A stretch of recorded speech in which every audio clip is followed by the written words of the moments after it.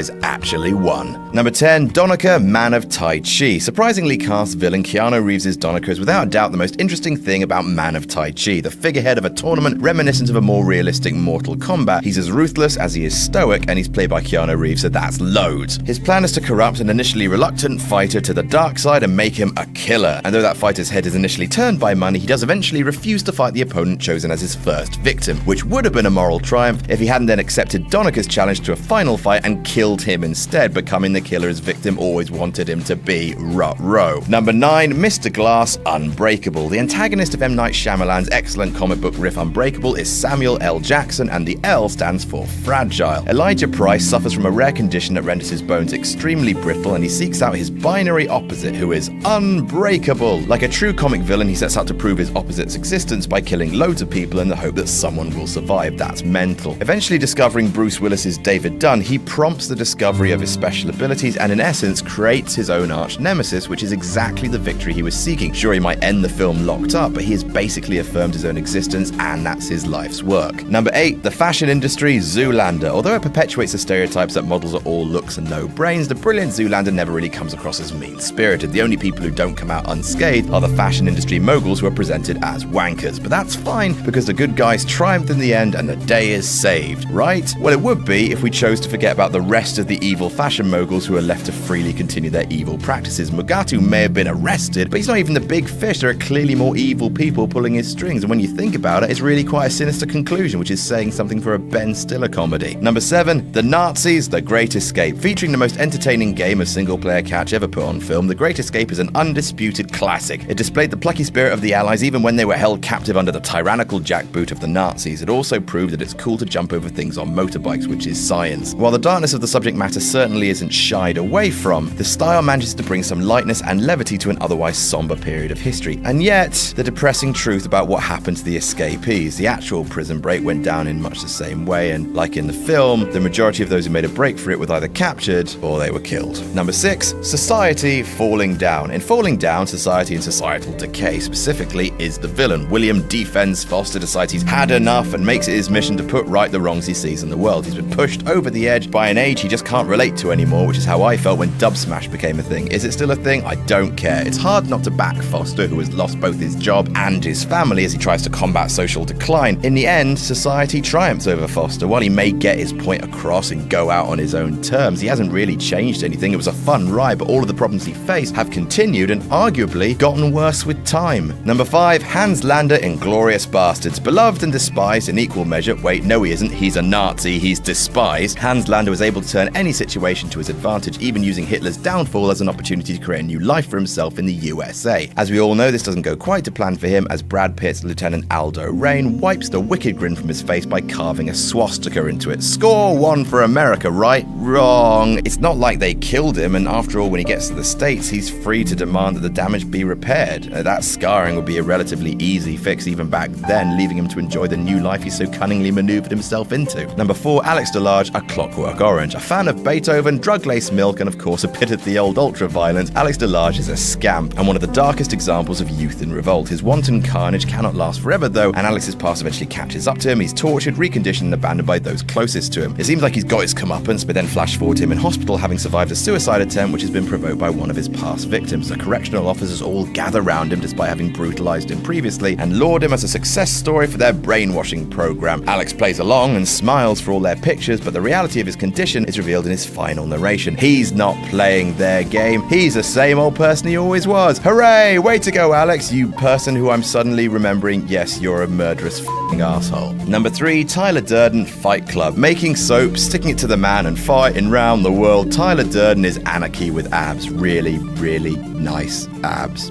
In the gripping conclusion to Fight Club, we learn that Durden has ordered his minions to level skyscrapers housing credit card companies. The ultimate middle finger to capitalism. It ensures, at least in the film's universe, that credit history will be erased and everyone will be brought to the same level. This forces the narrator to directly confront and kill his alter ego and live happily ever after. Needle scratch. In reality, this doesn't really end the destruction of an entire city block, and Project Mayhem ends up being successful regardless. Durden's legacy is cemented, and whatever the narrator chooses to do next in his life, probably get arrested for blowing blowing up dem buildings, his life has been irrevocably changed, which was the point of creating this violent alternate personality in the first place. Number 2, Mr. Potter, It's a Wonderful Life. The classic Jimmy Stewart Christmas movie contains one of the most loathsome pieces of shit in movie history. No, not Mr. Potter, I mean Uncle Goddamn Billy. You had one job, Uncle Billy. George needed that $8,000 and you just f***ing lose it? You're the worst person in the f***ing world, you shit-eating son of a bitch.